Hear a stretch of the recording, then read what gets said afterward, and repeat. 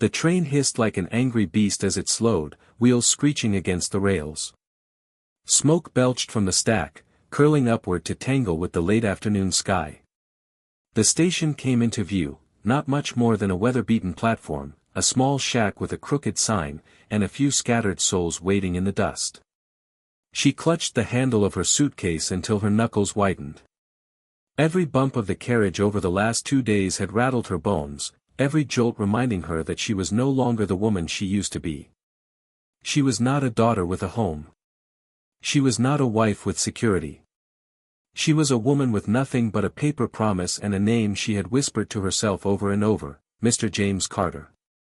That name was supposed to be her future. A rancher in need of a wife, a protector, someone who would give her a place in the world again. The train gave one final screech before lurching to a stop. Passengers pushed past her, farmers, drifters, a saloon girl in a feathered hat. The conductor shouted, "Red Creek. Red Creek Station." She stepped down onto the platform. The sun hit her like a hammer. Heat shimmered off the rails. Dust swirled around her hem, clinging to her traveling dress that had once been blue but now looked the color of old ash.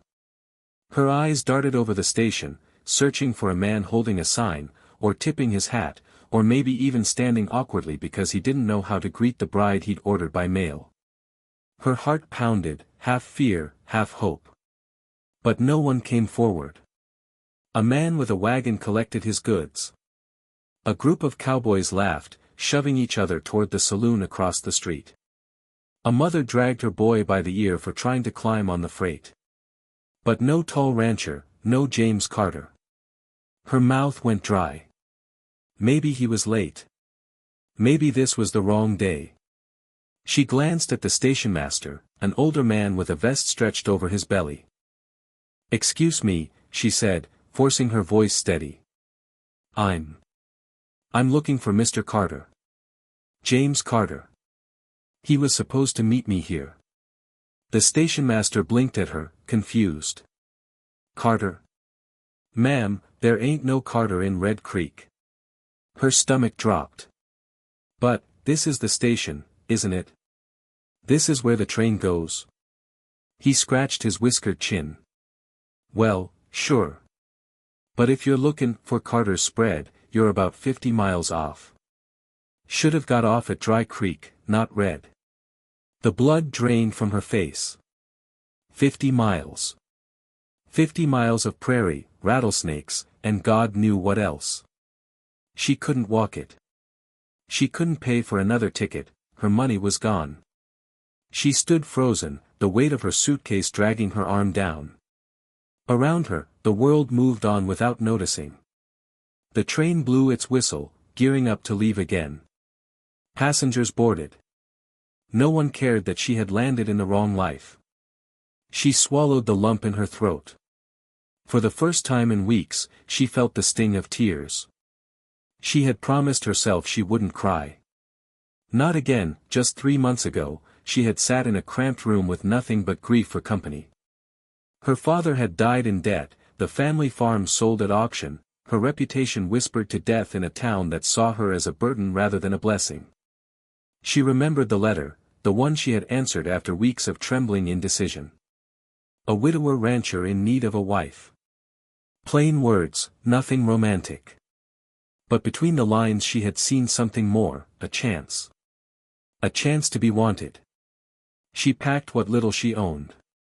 A faded Bible. 2 dresses. Her mother's brooch. And now here she was, staring at the cracked boards of the wrong station, already branded by life as unwanted yet again, "Papa." The voice was small, piping, yet certain. She turned.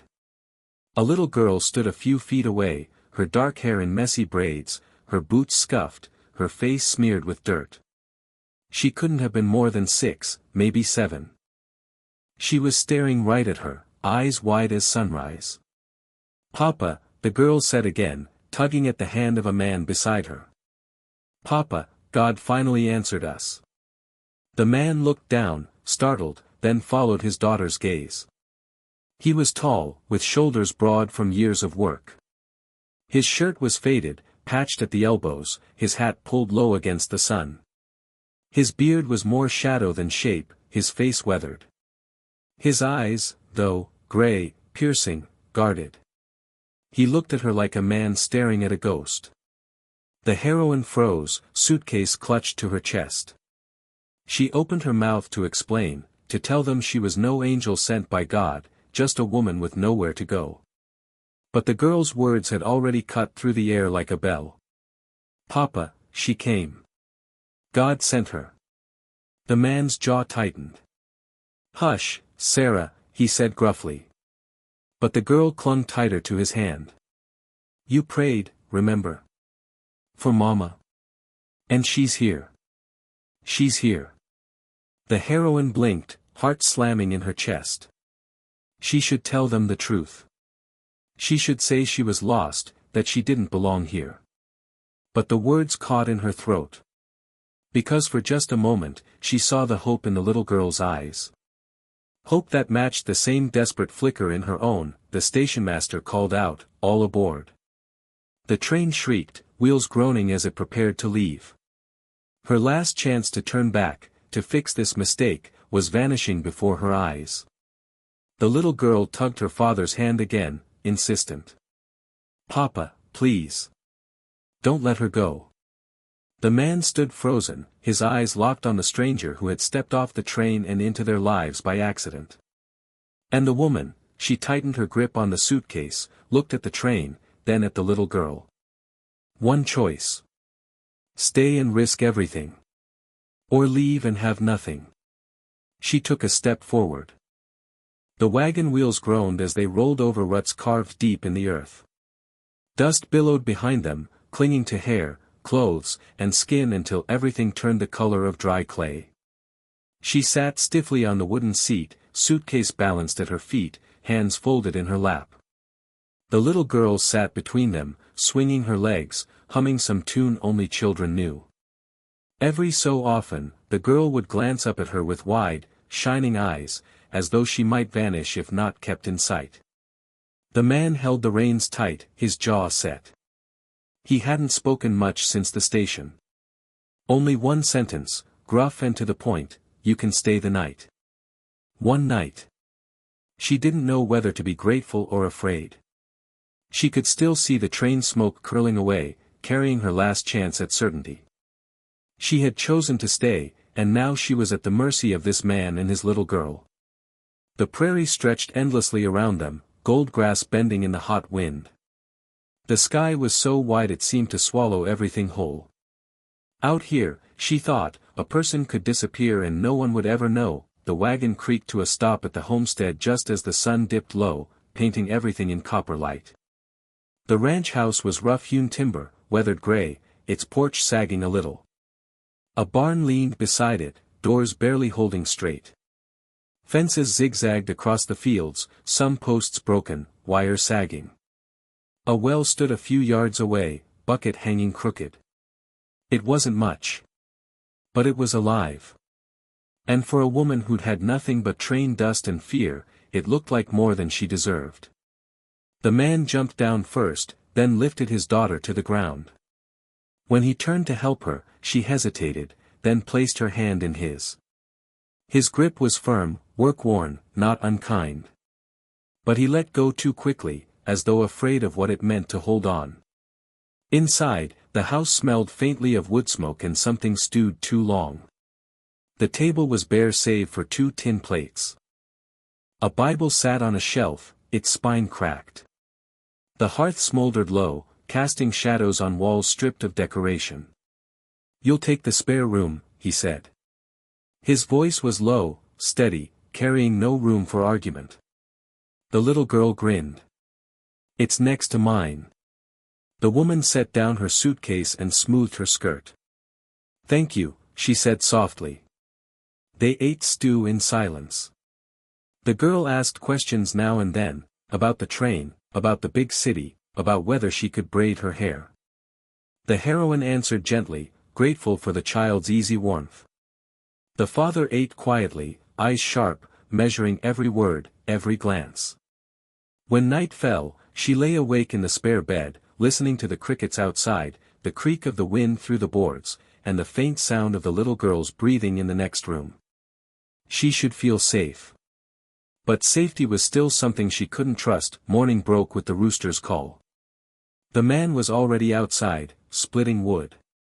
She found her way to the pump, washed her face in icy water, and tried to gather her strength. She watched as he carried water buckets, repaired fences, and drove off coyotes that had come too close to the chicken coop. Every motion spoke of a man worn thin, one pair of hands trying to hold together a life meant for two. She rolled up her sleeves. "Show me what to do," she said. His brows rose. "Ain't your work?" "It is if I'm staying," she replied, surprising even herself. He hesitated, then handed her a pitchfork. "Barn first." The work blistered her hands, tore her dress, and left her muscles screaming. But when she looked at the little girl watching from the fence rail, cheering her on, she felt something she hadn't in a long time: useful. By evening, her hair was tangled, her hands raw, her body aching. But when they sat down to eat, she noticed the man glance at her, just for a moment, with something that almost looked like respect. That night, the little girl climbed onto her lap with a book. "Read, please." She opened the Bible, voice soft as she traced the words by firelight. The girl leaned close, head against her chest. For a moment, it felt too natural, like this was the life she'd always had, not one borrowed for a night. Later, the girl asked shyly, "Can you braid my hair tomorrow?" The woman smiled through the ache in her chest. "Of course." When she tucked the child into bed, the girl whispered, "Mama used to sing. Will you sing?" Her throat tightened, but she did. The lullaby cracked in her voice, but the girl drifted to sleep anyway, clutching her doll. Outside the room, the man lingered in the shadows, listening. He said nothing, only turned away into the dark. The days turned into a rhythm. She mended clothes, tended chickens, helped in the fields. The man said little, but he no longer stopped her from working beside him. The girl clung to her as though she'd been there forever. But the world beyond the ranch wasn't blind. At the mercantile, whispers followed her. Women eyed her with suspicion, muttering about that stray from the train. Men watched too long, some with smirks, some with offers she couldn't stomach. One rancher laughed loudly, slapping the hero's back. "Heard you ordered a wife and she showed up at the wrong door. Guess beggars can't be choosers, eh?" The hero's jaw tightened. His fist curled. But he said nothing. Only took his goods and walked out. On the way home, the silence between them was heavier than the wagon load. Finally, she said softly, "I never meant to shame you." His eyes flicked to hers, gray and stormy. "You didn't. Folks just talk." But she saw the hurt in him anyway. A man proud, yet wounded by what others thought. A man who hadn't asked for her but couldn't deny his daughter's hope. That night, she lay in bed, listening to the quiet. The little girl murmured in her sleep next door. The hero moved restlessly in his room, floorboards creaking. Then, a gunshot shattered the night. She bolted upright. The girl screamed. The hero was already at the door, rifle in hand. Another shot echoed, closer this time, dust falling from the rafters. Someone was out there. And they weren't just passing by. The night swallowed the prairie, black and merciless. Only the hiss of the wind and the cry of coyotes carried across the fields. But tonight, something else cut through the silence: gunfire. The little girl's scream still echoed in her ears as she stumbled from the bed. Barefoot, heart hammering, she rushed into the main room. The child clung to her skirts, sobbing. The man stood at the door, rifle raised, eyes sharp as a hawk's.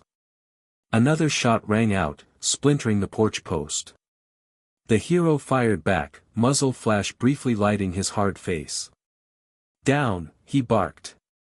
She pulled the girl to the floor, covering her with her own body. The wood planks shook under each shot. The acrid stench of gunpowder filled the room. When silence returned, it wasn't peace. It was waiting. The man crouched low, teeth gritted. Stay with her. Don't move. He slipped into the night, rifle cradled like part of him. She wanted to call him back, to beg him not to go. But the steel in his eyes had left no room for argument. The door swung shut behind him, leaving her in the dark with the girl's shaking breaths. Minutes stretched like hours. The wind howled. Boards creaked. She held the girl close, whispering promises she wasn't sure she could keep. Then, a shout. A scuffle. The crack of fists on flesh. Another gunshot. She couldn't sit still. She rose, clutching the fireplace poker, pushing the girl behind the table. Fear clawed at her chest, but she moved anyway.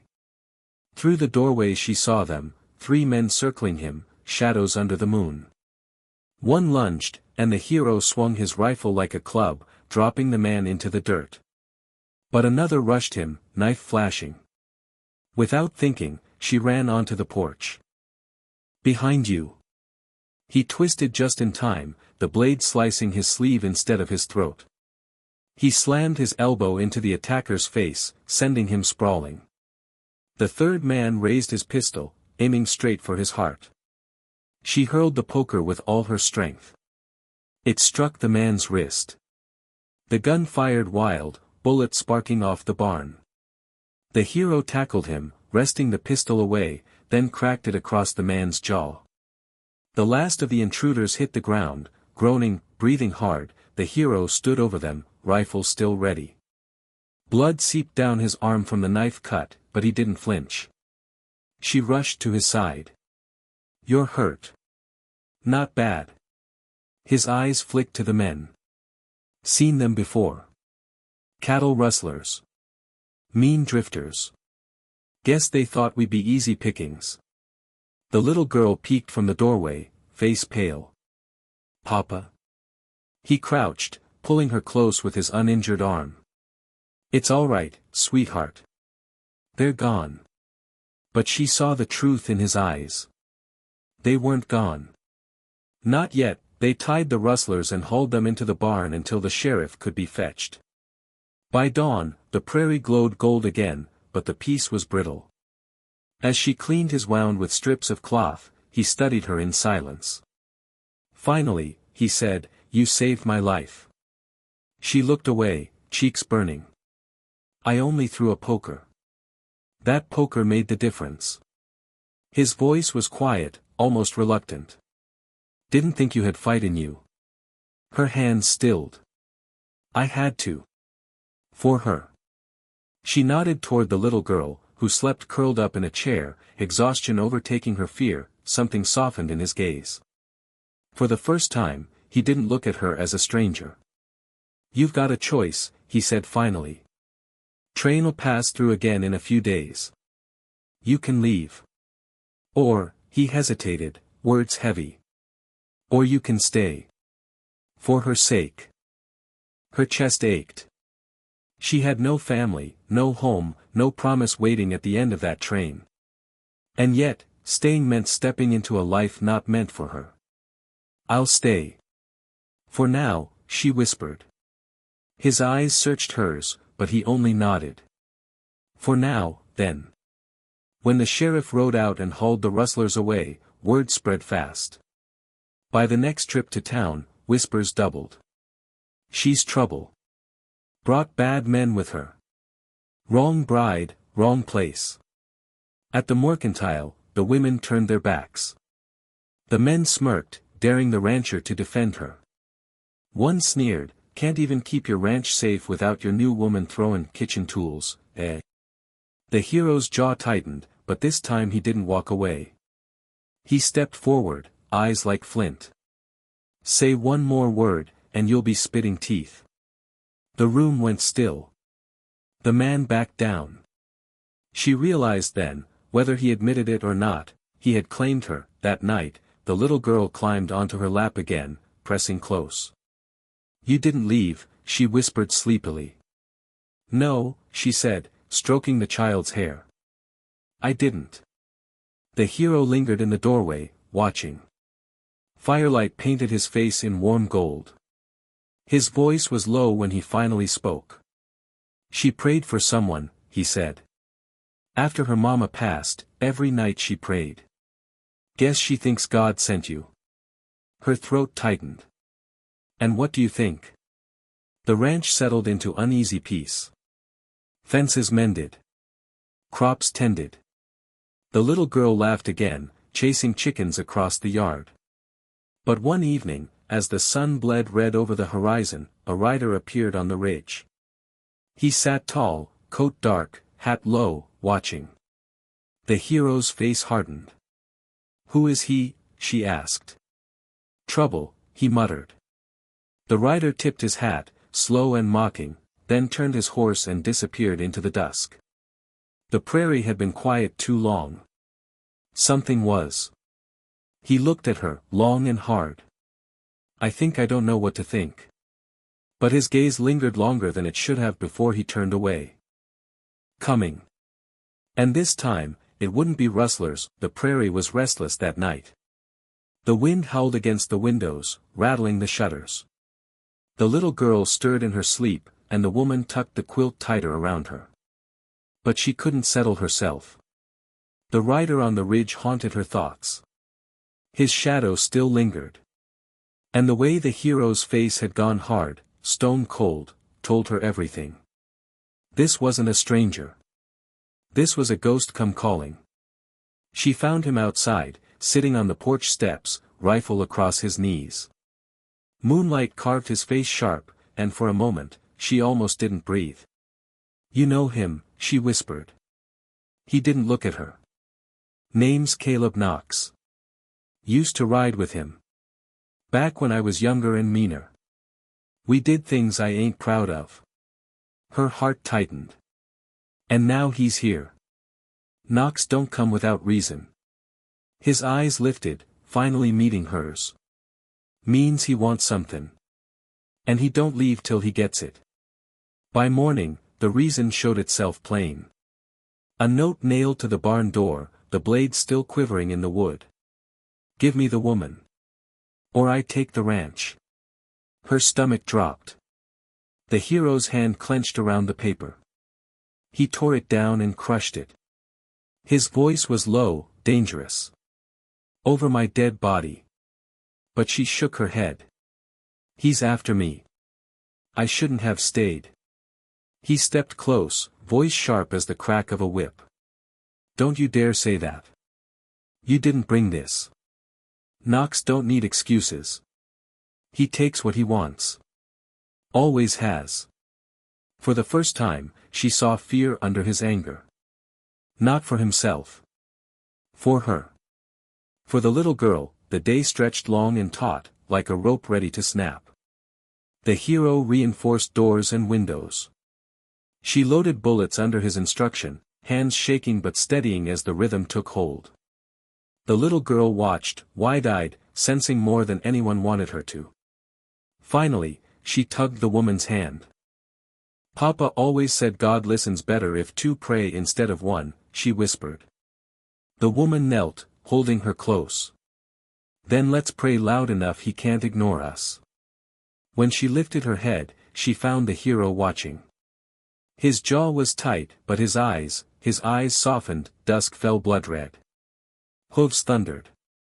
Knox came with 6 men, their silhouettes dark against the dying sun. The hero stepped out, rifle leveled. Knox. The outlaw grinned, white teeth flashing. Well, well. You still playin', farmer, old friend? And you got yourself a woman too. Ain't that something, Dot? His gaze slid to her, lingering like oil. Her skin crawled. She's not yours, the hero snapped. Knox laughed, deep and cruel. Everything's mine if I want it bad enough. He leaned forward in the saddle. Hand her over, or I burn you out. You know I will. The hero's voice was steel. You'll have to kill me first. Knox's smile widened. Gladly. The first shot split the air. Gunfire erupted, thunder rolling across the yard. She yanked the little girl into the cellar, heart hammering, then scrambled back up to the door. She couldn't hide, not while he was out there alone. Smoke stung her eyes. She grabbed the spare rifle. Her hands shook, but she braced it on the windowsill, aimed, and fired. One of Knox's men toppled from his horse. The hero fought like a man possessed, rifle cracking, fists swinging when the fight came close. But there were too many. Knox himself kicked down the gate, charging in, pistol raised. End of the line. She stepped out of the house, rifle aimed at his chest. Leave him. Knox's eyes lit with dark delight. There she is. The prize. He lowered his pistol toward her. The shot rang out. But it wasn't hers. The hero had dragged himself to his feet, blood running down his temple, and fired. Knox staggered, eyes wide with disbelief, then crashed to the dirt. Silence fell. The rest of the men broke, spurring their horses into the night, leaving Knox's body behind. She dropped the rifle, running to the hero as he swayed. She caught him, her arms straining under his weight. You're bleeding. I've bled worse, he rasped. But when his eyes found hers, there was no bravado. Only raw honesty.